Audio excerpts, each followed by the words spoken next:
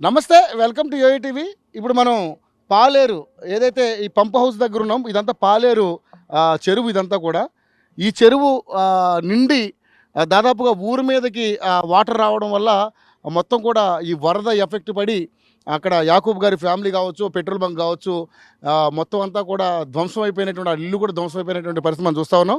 ఇప్పుడు విజువల్స్లో చూడొచ్చు, ఇదంతా పాలేరు చెరువు. ఇది ఈ ఈ చెరువుకు సంబంధించినటువంటి మొత్తం వాటర్ కూడా ఓవర్ఫ్లో అవడం వల్ల మొత్తం కూడా ఈ ఊరంతా కూడా మునిగినటువంటి పరిస్థితి చూస్తూ ఉన్నాం. చాలామంది ఇక్కడ స్థానిక ప్రజలు నిరాశ్రయులయ్యారు.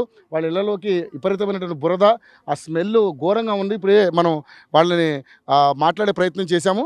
సో ప్రభుత్వం వెంటనే వీళ్ళకి పునరావాసం కల్పించి అక్కడ హై స్కూల్లో వాళ్ళకి పునరావాసం ఏర్పాటు చేసి, అదేవిధంగా వాళ్ళకి తినడానికి ఆహారం కానీ, కప్పుకోవడానికి దుప్పట్లు కానీ, అదేవిధంగా పడుకోవడానికి స్థలం కానీ కేటాయించడం జరిగింది. ఇక్కడ స్థానికులు చాలామంది పిల్లలతో ఎక్కువగా ఉండడం వల్ల పిల్లలందరినీ కూడా వాళ్ళు కాపాడుకునే ప్రయత్నం చేశారు. ఈ పక్కన చూస్తూ ఉన్నాం మనం, ఇక్కడ తెప్పలు ఉన్నాయి. ఈ కింద చూస్తే తెప్పలు కనబడుతున్నాయి మనకు. ఈ తెప్పల సాయం ద్వారా ఆ పిల్లలందరినీ కూడా ఆ పునరావాస కేంద్రాలకి తీసుకెళ్ళి పిల్లల్ని కాపాడుకున్నటువంటి పరిస్థితి మనం చూస్తూ ఉన్నాం. ముఖ్యంగా చూస్తే ఇక్కడ స్థానికంగా పెద్దగా ఆస్తి నష్టం జరిగింది తప్పితే ప్రాణ నష్టం అయితే పెద్దగా ఏం జరగలేనటువంటి పరిస్థితి.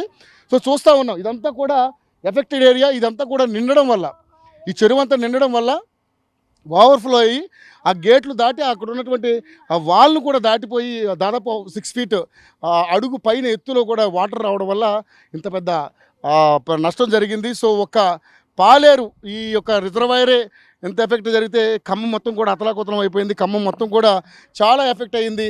సో మొత్తం కూడా మనం చూసుకుంటే ఈ వరదలు దాదాపుగా ఎప్పుడు కూడా రాలేదని చెప్తా ఉన్నారు స్థానికులు. కనివిని ఎరగని రీతిలో ఇంత పెద్ద ఫ్లడ్ రావడం అనేది మేము ఫస్ట్ టైం చూస్తామని చెప్పేసి స్థానికులు చెప్తా ఉన్నారు.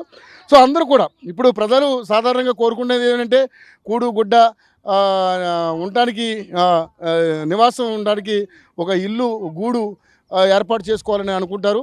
సో గవర్నమెంట్ ఏదైతే గత ప్రభుత్వం ఇస్తానన్నటువంటి డబుల్ బెడ్రూమ్ ఇల్లు కూడా ఇవ్వలేకపోవడం వల్ల చాలామంది ఇక్కడ నిరాశ్రయులైనటువంటి పరిస్థితి కనబడుతుంది.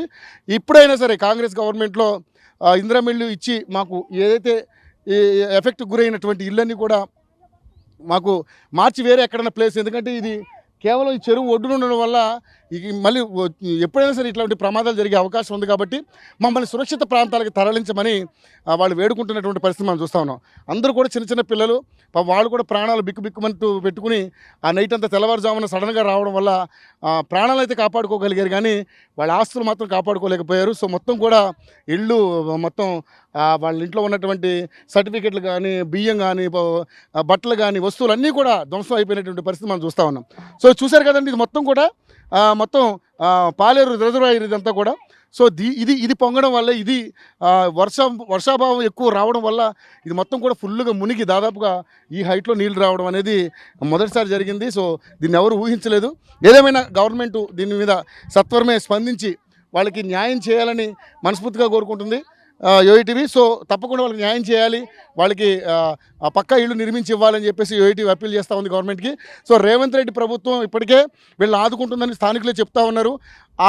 అది ఎలా అయితే వాళ్ళు మనస్ఫూర్తిగా చెప్తున్నారో వాళ్ళని కంపల్సరీ ఆదుకోవాలని మనస్ఫూర్తిగా యోయో టీవీ కూడా కోరుకుంటుంది. Over to studio.